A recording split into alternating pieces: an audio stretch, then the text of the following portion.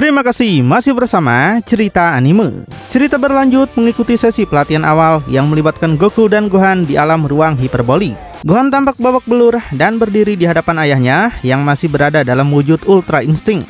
Dalam kondisi kelelahan itu, Gohan mengakui bahwa semua yang baru saja terjadi terasa gila baginya. Dia tidak mengerti bagaimana Goku bisa melakukannya, tapi ayahnya berhasil membuat semuanya tampak begitu mudah. Meskipun telah menyaksikan begitu banyak pertempuran yang dilalui Goku selama bertahun-tahun, dia mengaku belum pernah melihat kekuatan seperti itu sebelumnya.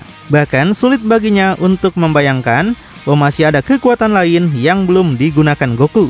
Meski mengakui bahwa dirinya belum mampu mencapai tingkat kekuatan ayahnya saat ini, Gohan menegaskan bahwa suatu hari nanti dia akan menemukan cara untuk menyamai Goku. Dia juga berjanji akan menemukan jalan untuk menandingi Ultra Instinct.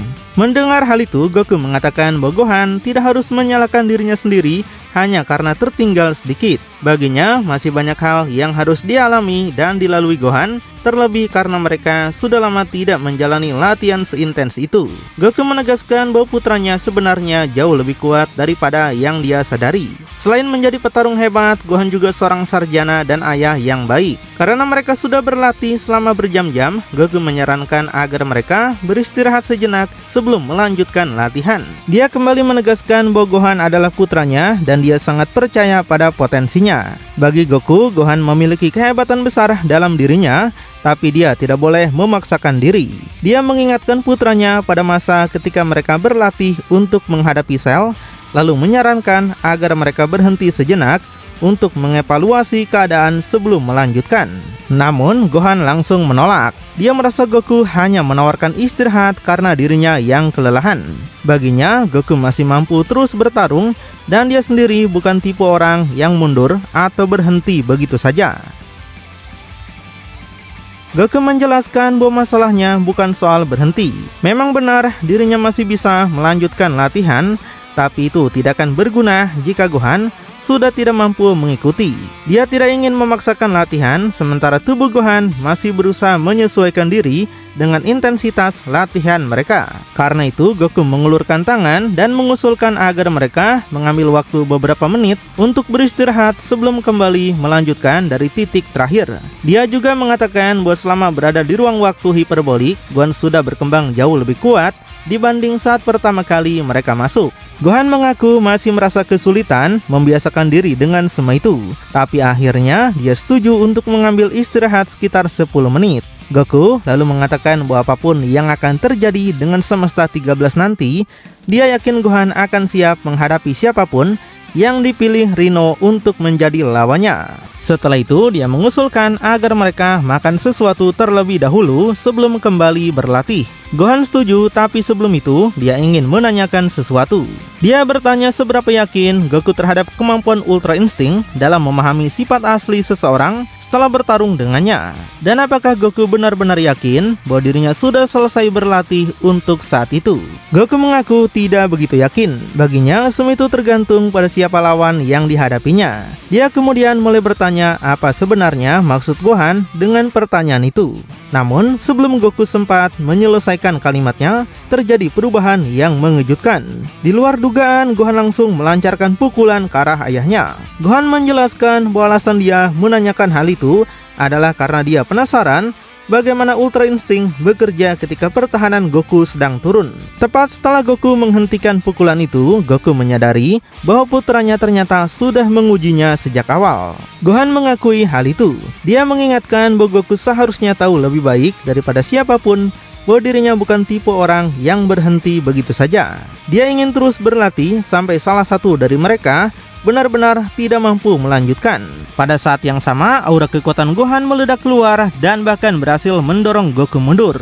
Gohan menyatakan bahwa dirinya sudah siap dan meminta ayahnya menunjukkan seluruh kemampuannya karena dia tidak berniat menahan diri lagi. Melihat itu, Goku berpikir bahwa seharusnya dia sudah menduga Gohan akan mencoba mendorong batas kemampuannya sendiri, sama seperti ketika masih kecil dan sedang berlatih untuk menghadapi Cell. Dengan sikap tenang, Goku kembali menunggu langkah berikutnya dari Gohan. Tak lama kemudian, rentetan ledakan energi melesat ke arah Goku. Gohan menjelaskan bahwa langkah pertamanya adalah menguji seberapa baik penglihatan dan respon Ultra Instinct. sambil mencari celah sekecil apapun yang dapat digunakan untuk menembus pertahanan ayahnya dan meraih kemenangan. Dalam hati, Goku mengakui bahwa semangat bertarung Gohan saat itu jauh lebih besar daripada sebelumnya, dan bahwa putranya benar-benar serius mencoba mengalahkannya. Sambil menangki setiap ledakan energi yang datang, Goku mengakui bahwa serangan sebelumnya memang sempat membuatnya sedikit lengah. Namun, meskipun dia menghargai tekad Gohan untuk bertarung, dia tetap menegaskan bahwa pada akhirnya putranya belum mampu mengalahkannya. Baginya, kekuatan tertinggi yang dimiliki Gohan saat ini masih belum cukup untuk bersaing dengannya. Di sini, Gohan tidak menerima pernyataan itu begitu saja. Dia bersikeras bahwa suatu saat nanti dia akan menemukan cara untuk menembus pertahanan Goku dan menghentikannya. Dia juga menegaskan bahwa dirinya tidak akan mundur sekarang. Goku mengakui bahwa usaha Gohan tidak buruk, tapi baginya serangan-serangan yang dilancarkan saat itu sama sekali tidak cukup untuk melukainya. Dia bahkan mengatakan jika hanya itu yang akan dilakukan Gohan, maka putranya hanya akan menghabiskan tenaganya dengan sia-sia. Karena itu, Goku memutuskan untuk memberinya satu kesempatan lagi demi mencoba pendekatan lain yang mungkin lebih berguna sebelum dia sendiri mulai melakukan serangan balasan. Mendengar hal itu, Gohan menyadari bahwa Goku mampu melihat dengan jelas upaya yang sedang dia lakukan untuk mengacaukan ritme pertarungan. Dia pun menerima bahwa cara itu tidak berhasil. Karena itu, dia menyimpulkan bahwa jika ingin mendapatkan pukulan bersih terhadap ayahnya, maka dia harus masuk ke dalam pertarungan jarak dekat dan menyerang secara langsung. Dengan tekad yang semakin kuat, Gohan bergerak maju. Dia mengakui bahwa seluruh kekuatan yang dimiliki Goku saat ini memang masih jauh berada di luar jangkauannya. Namun, dia menegaskan bahwa dia akan menggunakan pertarungan tersebut sebagai kesempatan untuk berkembang dan menemukan cara berevolusi sebagaimana yang pernah dilakukan Goku dan Vegeta. Meski Gohan terus berusaha menyerang dengan sekuat tenaga, Goku mampu menghindari setiap pukulan yang dilancarkan kepadanya. Sambil terus bergerak menghindar, Goku mengatakan bahwa dia sama sekali tidak meragukan kemampuan Gohan untuk menemukan jalannya sendiri menuju kekuatan yang dia inginkan. Namun baginya, Gohan harus memberikan waktu bagi dirinya untuk memahami bagaimana caranya berkembang, bukan sekedar terburu-buru mengejar perkembangan itu sendiri.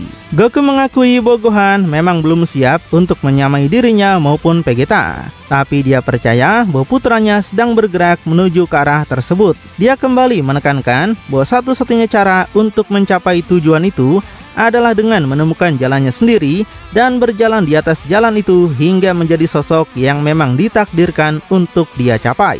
Goku kemudian memperingatkan bahwa jika Gohan gagal memahami hal itu sekarang, maka dia beresiko menjadi seseorang yang memiliki semua kesempatan untuk menjadi yang terbaik, namun akhirnya menyia-nyiakannya. Gak lama setelah itu, hanya dengan satu serangan tunggal, Goku berhasil menjatuhkan Gohan kembali ke atas lututnya. Melihat putranya kembali ke titik kelelahan, Goku mengatakan bahwa dirinya selalu percaya kepada Gohan dan akan terus mempercayainya, bahkan jika suatu hari dia sudah tidak ada lagi. Namun, dia juga menegaskan bahwa Gohan sudah mencapai batasnya untuk saat ini. Baginya, langkah berikutnya yang diperlukan bukanlah terus memaksakan diri, melainkan memberi waktu bagi tubuh dan pikirannya untuk beristirahat agar dapat tumbuh lebih jauh. Karena itu, Goku kembali mengusulkan agar mereka mengambil beberapa menit untuk menenangkan diri sebelum melanjutkan latihan. Dia mengakui bahwa Goku benar dan kemudian berterima kasih pada ayahnya karena telah memilih serta mempercayainya untuk ikut dalam acara pameran universal yang akan datang. Dia juga berjanji akan berusaha sebaik mungkin agar tidak mengecewakan kepercayaan yang telah diberikan kepadanya ketika saatnya tiba untuk bertarung. Sementara itu, cerita beralih kembali ke Universe 13, tempat para prajurit pilihan Rino akhirnya diperlihatkan untuk pertama kalinya. Di sana tampak dua prajurit yang sedang berhadapan dengan sang dewa penghancur. Salah satu dari mereka mulai membahas ringkasan mengenai para peserta dari Universe ke-7 yang baru saja mereka terima. Setelah mendengarnya, dia merasa para petarung Universe ke-7 tidak terdengar begitu mengesankan. Baginya, Semesta 13 selalu dikenal lebih maju dibandingkan Universe 7 dalam hal petarung kuat, sehingga dia yakin dirinya dan temannya tidak akan mengalami kesulitan menghadapi para petarung milik Beerus. Sipron menyetujui pendapat itu. Dia kemudian bertanya pada Rino apakah setelah mereka berhasil mengalahkan para petarung Universe 7, satu-satunya tantangan yang tersisa hanyalah Beerus sendiri. Dia juga ingin memastikan apakah nantinya dirinya dan Patrick akan menjadi pihak yang menghadapi sang dewa penghancur. Rhino membenarkan hal itu, namun dia juga memperingatkan keduanya agar tidak mengecewakannya. Sebagai dewa penghancur, dia sangat serius terhadap tugas dan tanggung jawabnya. Baginya, kegagalan untuk memenuhi harapannya akan membawa konsekuensi yang sangat berat. Karena itu, dia mengingatkan mereka agar berhati-hati dalam setiap langkah yang mereka ambil ketika menghadapi semesta ketujuh. Patrick segera meyakinkan Rhino bahwa mereka bukan tipe petarung yang akan mengecewakannya. Dia berjanji bahwa dirinya dan Cypron akan menyelesaikan tugas yang diberikan dan memenangkan pertarungan. Bahkan, dia bersumpah akan menghancurkan para petarung semesta ketujuh serta Beerus sendiri jika kesempatan untuk melawan sang dewa penghancur benar-benar datang. Rhino menanggapi dengan singkat bahwa mereka memang lebih baik memenuhi janji tersebut. Setelah itu, Rhino memberitahu bahwa hanya tersisa 5 jam sebelum semuanya dimulai. Dia menyarankan agar Patrick dan Cypron menggunakan waktu yang ada untuk melakukan apapun yang mereka perlukan sambil menunggu perintah berikutnya. Cypron menyetujui instruksi tersebut. Dia mengatakan bahwa mereka akan menggunakan waktu yang tersisa untuk menyusun strategi dan memastikan bahwa Beerus serta para petarung semesta ketujuh tidak akan pernah melupakan nama Rhino setelah semuanya berakhir. Pada saat itu, Pinota muncul di hadapan Rhino. Dia melaporkan bahwa arena pertarungan untuk acara yang akan datang sudah selesai dipersiapkan dan siap digunakan. Dia menjelaskan bahwa dia telah menemukan tempat yang sesuai dengan apa yang diinginkan Rhino. Rhino segera menanyakan soal singgasananya. Dia bahkan mengaku tidak begitu peduli apakah Beerus mendapatkan singgasananya atau tidak. Yang ingin dia ketahui, apakah seluruh persiapan yang dia minta benar-benar sudah selesai. Pinota menjawab bahwa semuanya telah disiapkan persis seperti yang diinginkan Rhino. Dia juga menjelaskan bahwa dirinya bersama Whis saat ini masih menunggu jawaban dari Daishinkan setelah sebelumnya menyampaikan seluruh rencana tersebut. Mereka hanya harus menunggu untuk mengetahui keputusan yang akan diberikan. Pinota menjelaskan lagi bahwa Daishinkan memang telah mengingatkan mereka bahwa jika tidak ada jawaban yang diberikan tepat waktu, maka jawabannya dianggap tidak. Meski begitu, masih ada kemungkinan jawaban diberikan di tengah acara. Terlepas dari itu, seluruh persiapan telah selesai dan semuanya siap dimulai.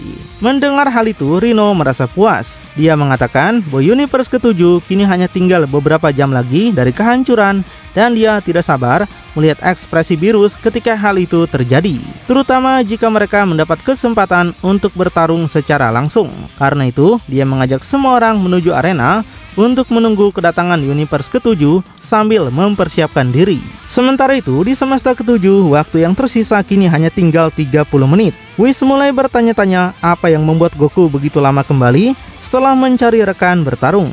Dia mengingatkan Beerus bahwa jika Goku tidak muncul tepat waktu, mereka beresiko akan didiskualifikasi sebelum acara dimulai. Beerus mengatakan bahwa jika Goku masih memiliki akal sehat, maka Saiyan itu akan muncul sebelum mereka dipanggil. Dia bahkan berspekulasi bahwa mungkin saja Goku sedang mencoba mencari Frieza lagi untuk bergabung. Namun sebelum Beerus dapat melanjutkan, Whis memotong dan meminta agar mereka tidak terburu-buru mengambil kesimpulan. Baginya, Goku pasti memiliki sesuatu dalam pikirannya. Pada saat yang sama, Whis merasakan kehadiran Goku yang semakin mendekat dan mengatakan bahwa mereka akan tiba saat ini juga. Tak lama kemudian, Goku dan Gohan benar-benar muncul. Beerus segera menyadari bahwa orang yang datang bersama Goku bukanlah Frieza. Dia lalu menanyakan apakah Gohan adalah petarung kedua yang dipilih. Dengan nada kesal, Beerus mempertanyakan mengapa Goku selalu muncul sesuka hatinya padahal waktu yang tersisa kurang dari 30 menit. Dia juga menanyakan keberadaan Vegeta dan mengingatkan bahwa sebelumnya Vegeta disebut akan menghabiskan waktu bersama keluarganya sekaligus berlatih di ruang gravitasi. Beerus bahkan bertanya apakah Goku benar-benar berusaha mencari Vegeta atau justru kembali membuat Saiyan itu kesal seperti biasanya. Goku menjawab dengan jujur bahwa dirinya tidak mengetahui keberadaan Vegeta. Dia berpikir Vegeta mungkin masih bersama keluarganya menikmati masa liburan mereka. Sementara itu, dirinya dan Gohan telah menggunakan waktu mereka untuk berlatih di ruang waktu hiperbolik demi mempersiapkan diri menghadapi apa yang akan datang. Mendengar nama Gohan, Beerus langsung mengalihkan perhatian kepadanya. Dia mengakui bahwa dirinya tidak begitu mengenal kemampuan Gohan selain apa yang pernah diperlihatkan selama turnamen kekuatan. Meski begitu, dia menegaskan bahwa Gohan tidak boleh mengecewakannya. Bagi Beerus, begitu banyak yang dipertaruhkan untuk membiarkan mereka gagal dan menyebabkan dirinya kehilangan segalanya. Karena itu, dia memerintahkan Gohan dan Goku untuk memberikan seluruh kemampuan mereka demi kemenangan semesta ketujuh. Dia juga menegaskan bahwa dirinya tidak akan membiarkan Rino merampas kesempatan itu darinya. Goku mencoba menenangkan Beerus. Dia meyakinkan bahwa dirinya dan Gohan tidak akan membiarkan para petarung semesta 13 mengalahkan mereka dan meminta Beerus memberi mereka kesempatan untuk membuktikannya. Namun, Beerus tetap memperingatkan Goku. Dia mengingatkan bagaimana Goku pernah gagal ketika berhadapan dengan Rino sebelumnya dan mengancam akan melenyapkannya sendiri jika hal serupa terulang kembali. Beerus menegaskan bahwa tidak boleh ada permainan di arena nanti dan meminta Goku bertarung seserius mungkin, termasuk menggunakan Ultra Instinct jika diperlukan. Pada saat ini, Whis menyadari bahwa waktu keberangkatan telah tiba. Dia menduga Pinota telah memeriksa stafnya dan melihat bahwa seluruh peserta sudah berkumpul. Whis kemudian menjelaskan bahwa mereka telah dipanggil untuk datang ke semesta 13 dan karena itu harus segera berangkat. Whis memberitahu perjalanan menuju semesta 13 hanya akan memakan waktu sekitar 3 menit. Dia meminta semua orang berpegangan erat karena mereka akan melewati kekosongan ruang. Sebelum berangkat, Whis mengaku memiliki firasat buruk mengenai semua ini dan memperingatkan Goku serta Gohan agar tidak menyisakan apapun dalam pertarungan nanti. Goku mengatakan bahwa dirinya dan Gohan memang tidak berniat menahan diri. Dia bahkan mengaku sangat bersemangat untuk melihat siapa lawan yang akan mereka hadapi. Setelah itu, dia bertanya kepada Gohan apakah dirinya sudah siap karena tidak ada jalan untuk kembali. Gohan menjawab bahwa dirinya siap. Dia ingin segera menyelesaikan semuanya dan mengalahkan lawan-lawan mereka agar seluruh tim dapat pulang. Dia bahkan sempat mengingatkan bahwa dirinya masih memiliki presentasi pekerjaan yang harus disampaikan keesokan harinya dan tidak ingin terlambat. Tak lama kemudian, Whis membawa mereka menuju semesta 13. Setelah tiba, Whis memperingatkan agar mereka berhati-hati memperhatikan lingkungan sekitar. Beerus memandangi tempat itu dan mengakui bahwa setelah sekian lama dia tidak pernah membayangkan akan kembali menginjakan kaki di alam semesta ini. Goku mengamati sekeliling dan menyadari bahwa inilah lokasi tempat mereka akan bertarung. Gohan berpendapat bahwa ukuran tersebut kemungkinan memang disengaja. Mengingat hanya ada 4 petarung yang bertanding selain para dewa, arena yang lebih kecil memang masuk akal. Goku kemudian menyadari bahwa udara dan gravitasi di tempat itu berbeda dari yang biasanya mereka rasakan di rumah. Gohan menambahkan bahwa mereka juga dikelilingi oleh lautan lava panas. Melihat kondisi arena, dia menyimpulkan bahwa jatuh ke dalam lava jelas harus dihindari. Tak lama kemudian, Goku melihat Rino dan Angel Pinota yang berdiri jauh di seberang arena. Dia menyadari bahwa keduanya akan mengawasi jalannya pertandingan dari sana. Gohan lalu memperhatikan bahwa mereka tidak sendirian. Di sisi lain arena, tampak 2 petarung yang kemungkinan besar merupakan lawan mereka. Goku mengamati 2 sosok itu dan mengakui bahwa mereka tampak cukup tangguh. Sesaat kemudian, Gohan melihat sesuatu yang menarik perhatian mereka. Dia menunjuk salah satu petarung dan bertanya apakah Goku melihat hal yang sama. Goku langsung mengenalinya sebagai seorang Namekian. Dia kemudian menyadari bahwa ternyata ada Namekian lain di luar semesta ke-6 dan ke-7 yang selama ini mereka ketahui. Pada saat itu Rino menyambut kedatangan mereka. Dia mengaku sempat mengira Beerus tidak akan datang. Dengan penuh kebanggaan, dia memperkenalkan semesta 13 sebagai kerajaannya, tempat dewa penghancur terkuat berada. Rino juga mengatakan bahwa dia telah menantikan momen tersebut sejak lama. Setelah itu, dia memerintahkan Beerus dan para petarung semesta ke-7 untuk segera menempati posisi mereka agar pertandingan bisa dimulai. Dia juga meminta mereka memilih petarung pertama. Sebelum bergerak menuju tempatnya, Beerus terlebih dahulu mengingatkan Goku dan Gohan agar tidak meremehkan lawan mereka seberapapun yakinnya mereka. Bagi Beerus, kedua petarung yang ada di hadapan mereka bukanlah ancaman sebenarnya. Ancaman yang sesungguhnya adalah Rino. Karena itu, dia meminta mereka menyingkirkan lawan-lawan tersebut secepat mungkin agar jalan menuju musuh utama terbuka. Saat Beerus berjalan menuju singgasananya, Goku memperhatikan bahwa sang dewa penghancur tampak jauh lebih tegang daripada biasanya. Dia menyimpulkan bahwa Beerus dan Rhino pasti memiliki sejarah yang panjang dan bermasalah jika keduanya begitu ingin menyelesaikan urusan mereka. Gak lama kemudian Rhino menyatakan bahwa waktu untuk berbicara telah berakhir dan saat pertempuran akhirnya tiba. Dia kembali meminta semesta ketujuh segera memilih petarung pertama agar acara bisa dimulai. Setelah itu, dia memanggil Poltrick sebagai petarung pertama dari pihak Universe 13. Rhino berharap Beerus datang dengan persiapan yang cukup karena baginya satu atau lain cara Universe 13 akan menang atas semesta ketujuh. Dia juga mengatakan bahwa jika diizinkan memberikan izin tepat waktu, maka dirinya dan Beerus mungkin akan mendapatkan kesempatan untuk bertemu langsung dan menyelesaikan perselisihan mereka. Poltrick kemudian melangkah maju dan menyatakan bahwa pertandingan ini akan menjadi sesuatu yang menyenangkan baginya. Dia bertanya siapa dari pihak semesta ketujuh yang akan menjadi petarung pertama. Dengan nada percaya diri, dia memperingatkan bahwa semesta ketujuh tidak akan mampu mengalahkan mereka dan mendesak agar lawannya segera dipilih. Goku langsung menyatakan niatnya untuk maju terlebih dahulu. Namun sebelum dia sempat menyelesaikan perkataannya, Gohan memotong dan meminta ayahnya menunggu. Gohan mengusulkan agar dirinya yang bertarung terlebih dahulu. Baginya, jika keadaan memburuk, mereka masih memiliki Ultra Instinct milik Goku sebagai kartu as terakhir. Karena itu, dia merasa lebih baik jika dirinya yang membuka pertandingan. Goku menerima usulan itu. Dia hanya mengingatkan Gohan agar berhati-hati dan menjalankan strategi yang telah mereka bicarakan sebelumnya. Mereka belum mengetahui apapun tentang kedua lawan itu, jadi Goku menyarankan agar Gohan mencoba meraih kemenangan secepat mungkin jika kesempatan muncul. Di saat mereka diskusi, Poltrick tampak tidak sabar. Dia mengejek semesta ketujuh dan mempertanyakan apakah salah satu dari mereka benar-benar siap bertarung dan justru berniat mundur. Dia bahkan mengancam akan memilih lawannya sendiri jika mereka terus membuang waktu. Setelah itu, dia memberi batas waktu 10 detik untuk menentukan petarung pertama. Gohan meyakinkan ayahnya bahwa dia akan melakukan yang terbaik demi dirinya, Beerus dan semesta ketujuh. Setelah itu, Gohan melangkah maju dan menyatakan bahwa dirinya siap menjadi lawan pertama Poltrick. Dia bahkan mengatakan bahwa dirinya siap kapan saja pertandingan dimulai. Dari tempat duduknya, Beerus memperhatikan situasi tersebut dengan cemas. Dia mengingat bagaimana semesta ketujuh pernah menang atas semesta keenam dalam turnamen sebelumnya dan tidak ingin ada kejadian aneh terjadi kali ini.